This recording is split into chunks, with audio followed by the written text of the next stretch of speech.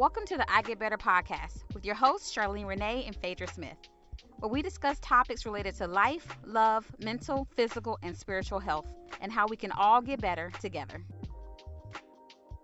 Hello, and welcome back to the I Get Better podcast. Thank you guys for joining us today. I am Phedra Smith. And I am Charlene Rene. Today's topic is I get better when I relax. Okay, we're going to get into the definition. And according to Webster, the definition of relax is to make less tense or rigid, to make less severe or stringent, so AKA modify, to deprive of energy, zeal, or strength of purpose, to relieve from nervous tension, and then, this is not relevant, but to treat hair chemically in order to relax curls. Yeah, we know about those relaxers in our community. Right, we relax those edges. God. Relax those edges. So we are not talking about that form of relaxing today. We are natural hair, team natural right now. Team natural. Okay. Yeah, so we are not talking about the hair relaxation right now. We are going to be focusing on the need to relax in order to reduce stress and anxiety. So I want to kind of read just a few symptoms that demonstrate that you really need to relax. And these are the physical symptoms of stress. So some physical symptoms of stress that may give you a clue that you need to relax are having low energy, having headaches, stomach upset, some aches and pains in your body and your muscles, also having trouble sleeping or experiencing insomnia. These are some things that kind of give you a clue, like things are getting to the point where you really need to slow down and reduce your stress levels. So in order to do that, at times you really need to figure out good ways to relax. So we're going to talk about what are some of the barriers to us relaxing and also some practical ways that we can get better at relaxing. So one of the barriers that I have is avoidance. I know you hear that and you're like, what? But making yourself so busy that you don't give yourself time to sit down and think, because when you do think, all these things that you have really just tried to avoid, whether it be grief or anger, frustration, hurt, pain, these things start bubbling up. And so we tend to sometimes make ourselves so busy that now we have to deal with these other physical symptoms of stress because we're trying to avoid relaxing because we don't want to give our brain time to bring up things that we've been trying to act like really aren't there. So I think avoidance would be the top one for me. Yeah, another barrier that I've seen is really not knowing how to relax. So really thinking that to relax, well, it just means massages or taking vacations or bubble baths and things like that. Some people have a skewed view of what it means to relax, and they don't really know how to relax because they can come up with any and every excuse why they're unable to relax. And they don't know what it is. Well, what do you mean relax? How do I do that? I can't do that. If I relax, nothing will get done. Which brings me to another barrier, which is that fear of if I stop working, things won't get done. Hello, and welcome back to the I Get Better podcast. Thank you guys for joining us today. I am Phedra Smith. And I am Charlene Rene. Today's topic is I get better when I relax. Okay, we're going to get into the definition. And according to Webster, the definition of relax is to make less tense or rigid, to make less severe or stringent, so AKA modify, to deprive of energy, zeal, or strength of purpose, to relieve from nervous tension, and then, this is not relevant, but to treat hair chemically in order to relax curls. Yeah, we know about those relaxers in our community. Right, we relax those edges. God. Relax those edges. So we are not talking about that form of relaxing today. We are natural hair, team natural right now. Team natural. Okay. Yeah, so we are not talking about the hair relaxation right now. We are going to be focusing on the need to relax in order to reduce stress and anxiety. So I want to kind of read just a few symptoms that demonstrate that you really need to relax. And these are the physical symptoms of stress. So some physical symptoms of stress that may give you a clue that you need to relax are having low energy, having headaches, stomach upset, some aches and pains in your body and your muscles, also having trouble sleeping or experiencing insomnia. These are some things that kind of give you a clue, like things are getting to the point where you really need to slow down and reduce your stress levels. So in order to do that, at times you really need to figure out good ways to relax. So we're going to talk about what are some of the barriers to us relaxing and also some practical ways that we can get better at relaxing. So one of the barriers that I have is avoidance.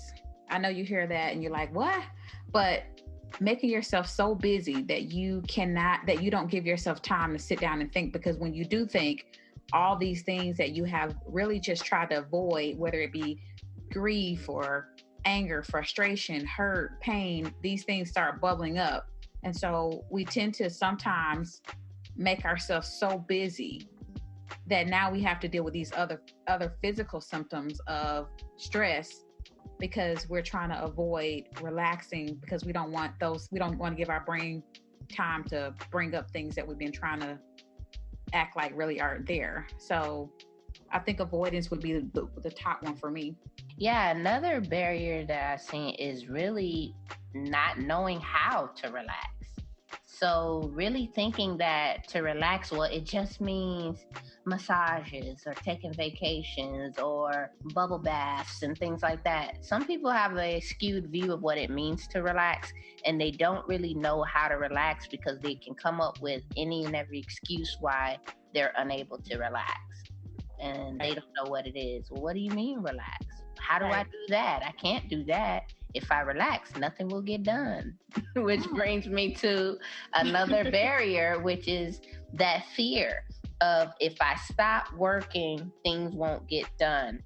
And also the fear, like, I don't deserve to relax. I don't think I'm worthy of relaxing. I have to keep working and stay busy, like you said, either out of avoidance of issues or things they just don't want to stop and think about, or just being fearful that they haven't earned it or they haven't worked hard enough yet.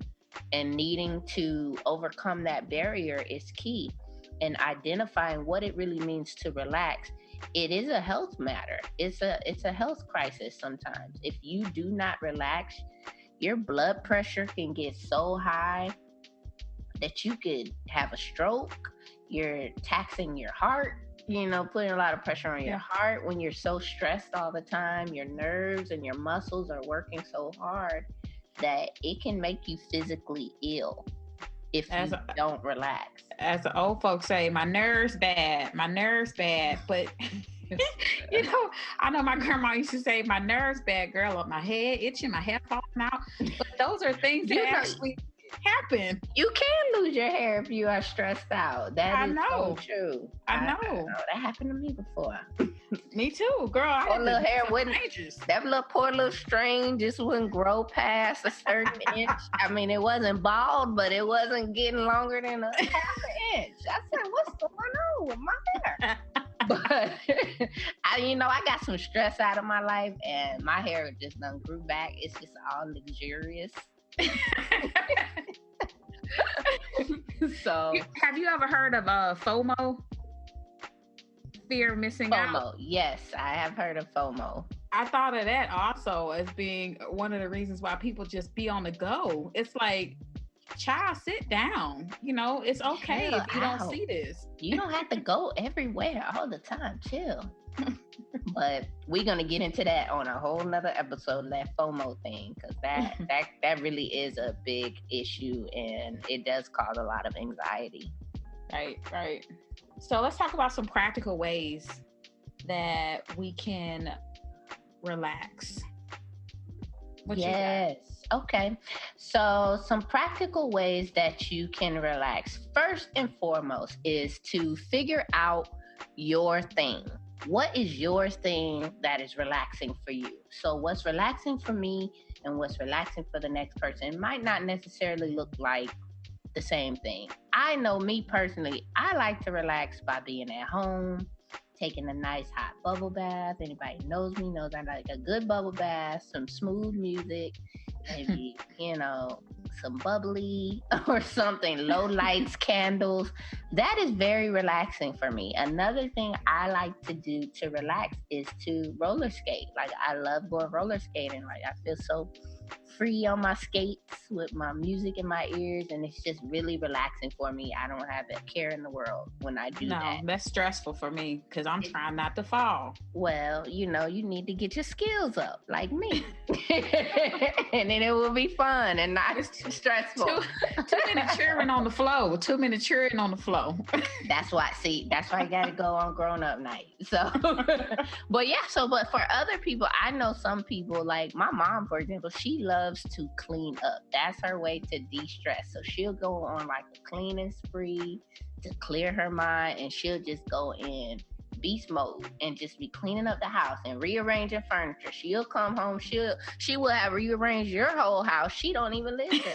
And she like, well, I think the couch looks better over there. And I'm like, who told you to come and rearrange my whole house around because you wanted to relax? That's just not gonna work. That's not okay. So find your thing. Figure out what it is that you really enjoy doing that relaxes you. And the next way that you can practically be getting better at relaxing is to prioritize it. Make it something that you must do, that's non-negotiable. So that means you have to put relaxation time in your schedule and in your budget. Sometimes it doesn't have to cost money to do something relaxing or something fun, but sometimes it does. And if you can't prioritize it as the same way you prioritize paying bills, which aren't relaxing and aren't fun, then you're really doing yourself a disservice, because most of us, we work hard and we want to have something to do that's enjoyable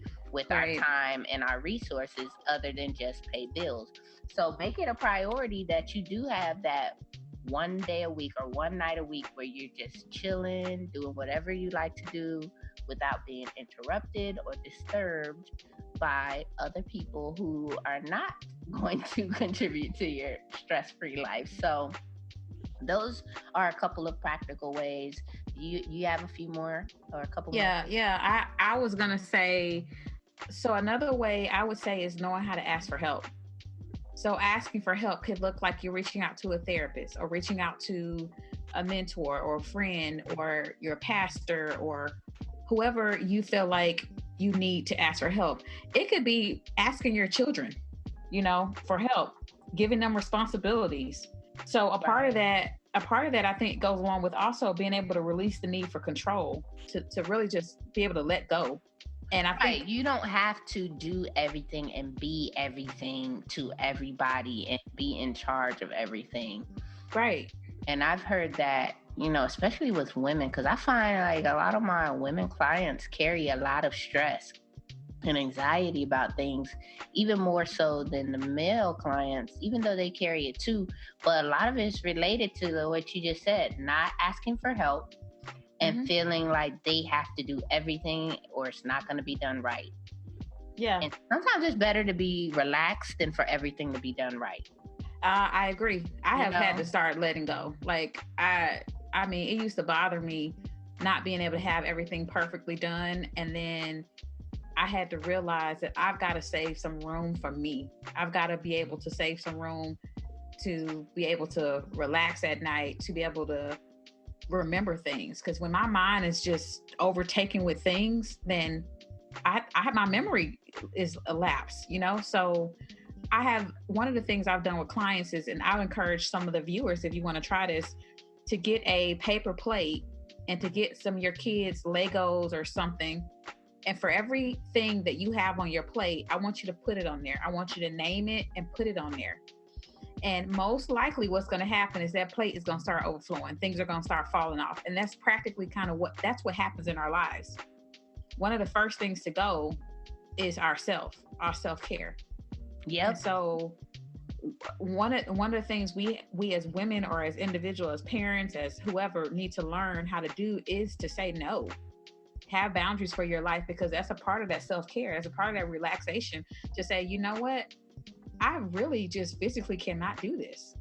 So, right. Yeah. And no is a complete sentence. You do not have to explain yourself. I like that.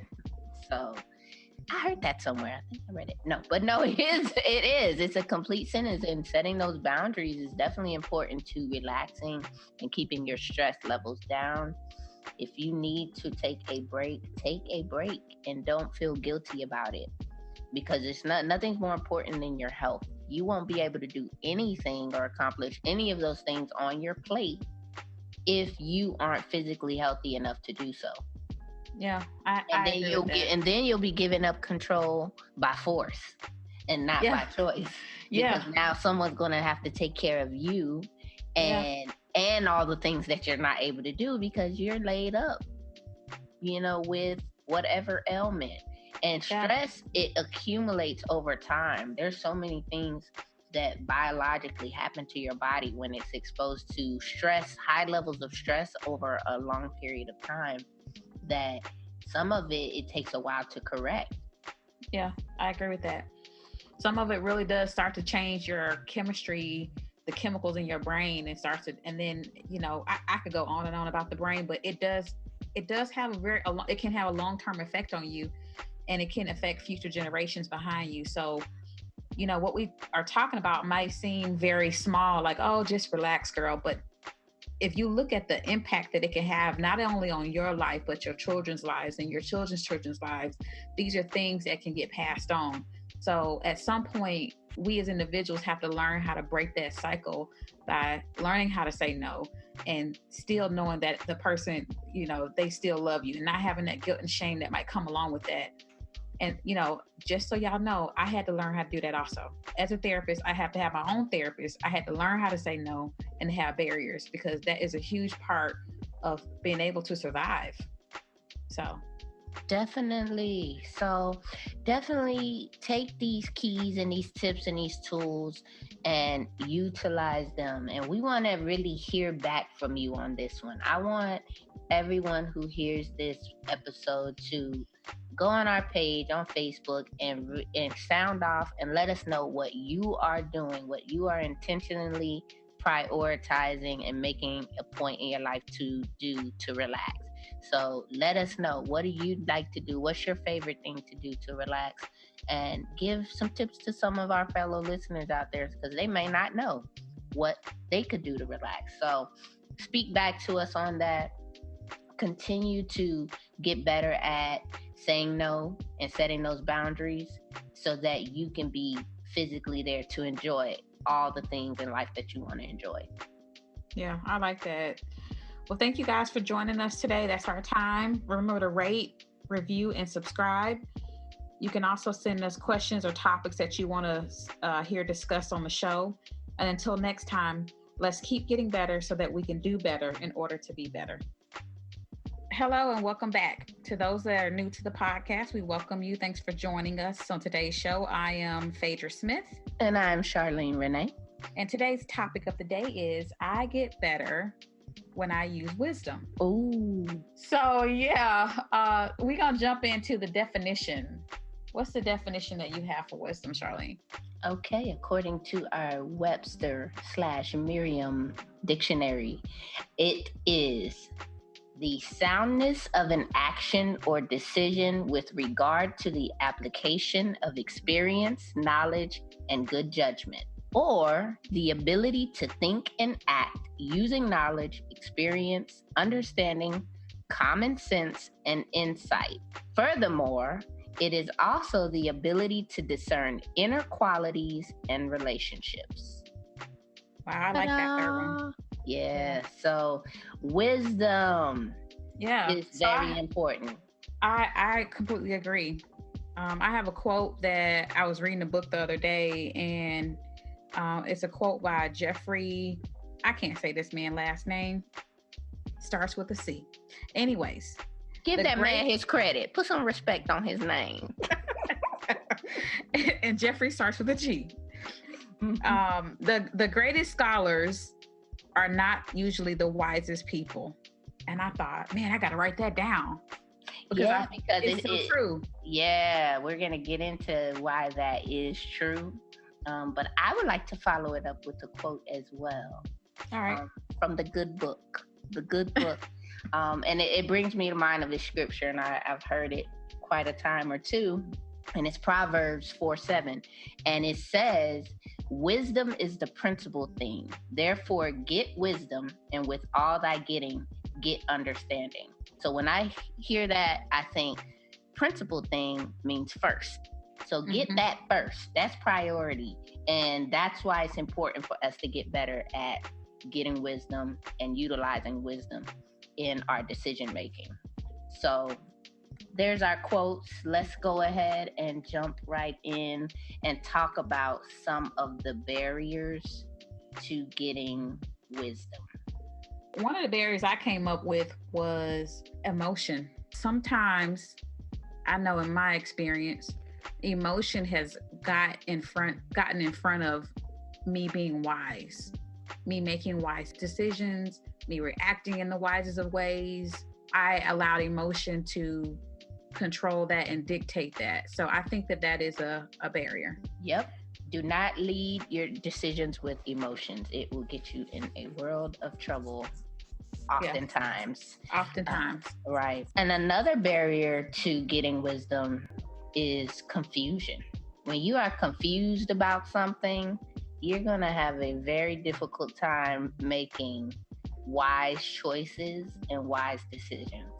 And that's why that second part of getting wisdom in that scripture that says, with all thy getting, get understanding, is an important part of gaining wisdom. Because when you are confused, usually it's because you don't understand something.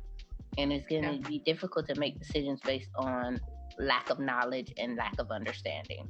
Yeah, I heard a quote. It says we are destroyed by our lack of knowledge. But man, you can have a lot of knowledge, but if you don't have that understanding, that reason why, it really does kind of just leave you still hanging out in the air. I like that. Yeah. And so let's talk about a few examples of situations where wisdom just kind of comes in handy and it was helpful to you or I and in our lives. So I'll let you give an example, but I really think of this episode of the show that I love, which everybody who knows me knows. I love the Golden Girls. And on that show, of course, you got Dorothy, who's seen as the wise person in the house, and you got Rose. And it was an episode where, just to really briefly give you the synopsis of what happened. So Rose had somebody threatening her or something like that. They were sending her all kinds of threats and things in the mail. So she got a letter in the mail and she was afraid to open it. And she was like, what if there's a deadly spider in there? And when I open it, it jumps out, it's going to bite me. So Dorothy just throws the envelope on the floor and starts jumping up and down on it and stomping on the envelope. And so Rose looks at her and she's like, you're wise. You're just wise. And I just cracked up because she didn't even think. Like, of course, we know Rose is kind of ditzy, but she didn't even take the knowledge and understanding and apply it to the situation to where it's like, okay, if there is a spider in there, you can just kill it before you open it. So yeah.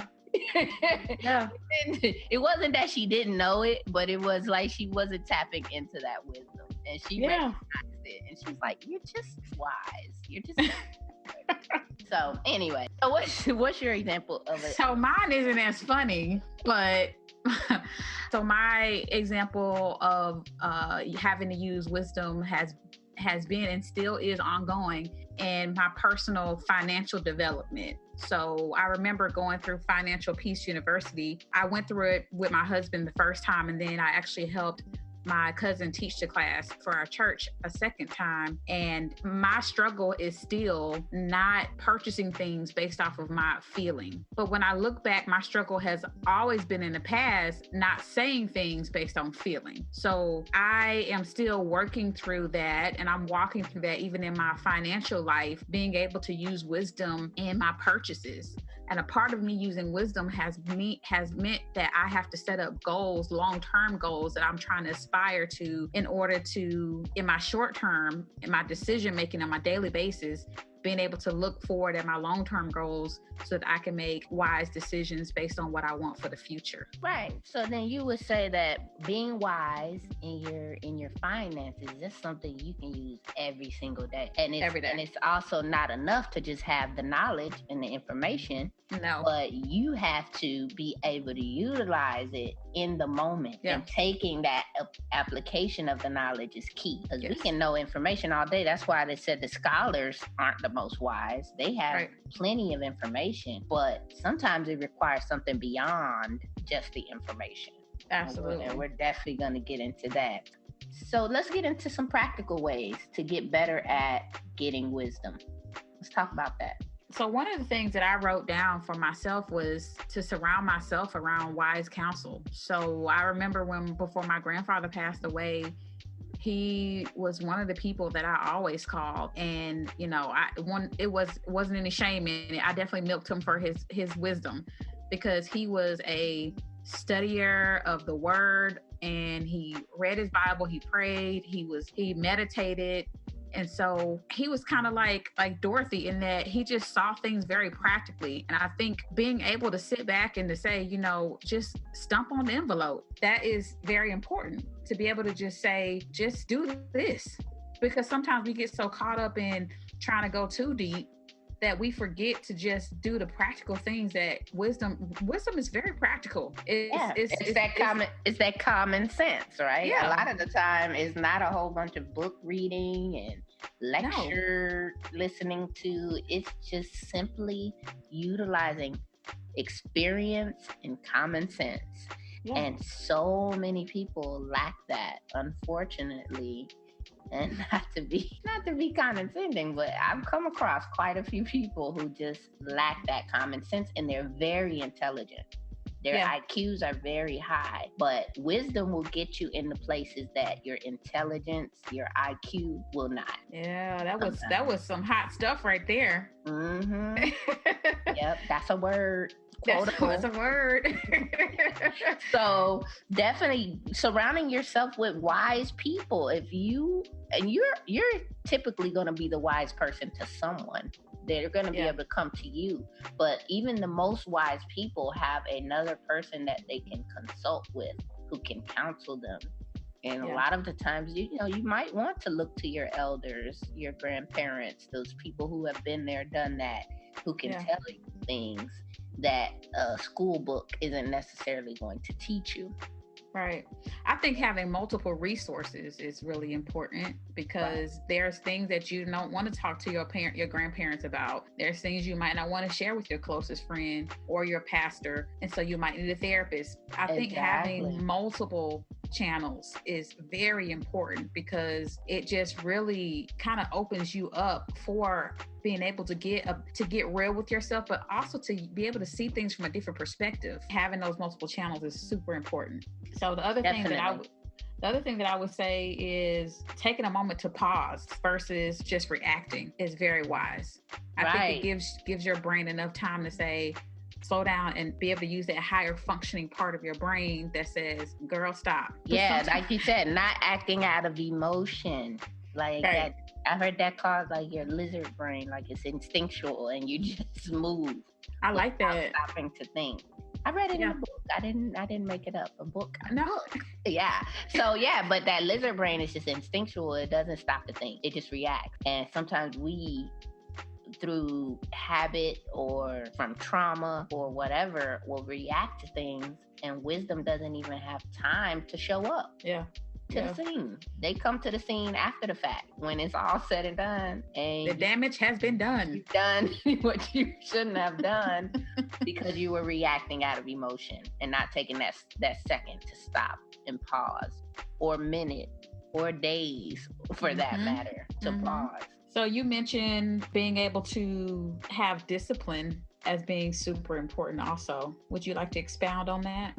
So yeah, another practical way to work on getting better at wisdom is to really tap into that insight piece and that ability to apply what you know. And a lot of that is found through discipline. So when we talk about the fact that people sometimes know how to do the right thing, for example, when you said about money and not spending or overspending or buying out of emotion, it requires a level of discipline to be able to tap into wisdom and to get to where you want to be. And if you're not exercising it and practicing it, you will find yourself not getting better and not making wiser choices and wiser decisions because you don't have that discipline in place. Right. So practically, the way to get better at something is to practice. So sometimes you just have to practice exercising discipline as it relates to your decision making. I agree with that. And then you have one more practical way for us to get better at wisdom. I think I kind of talked about it, using knowledge versus emotion.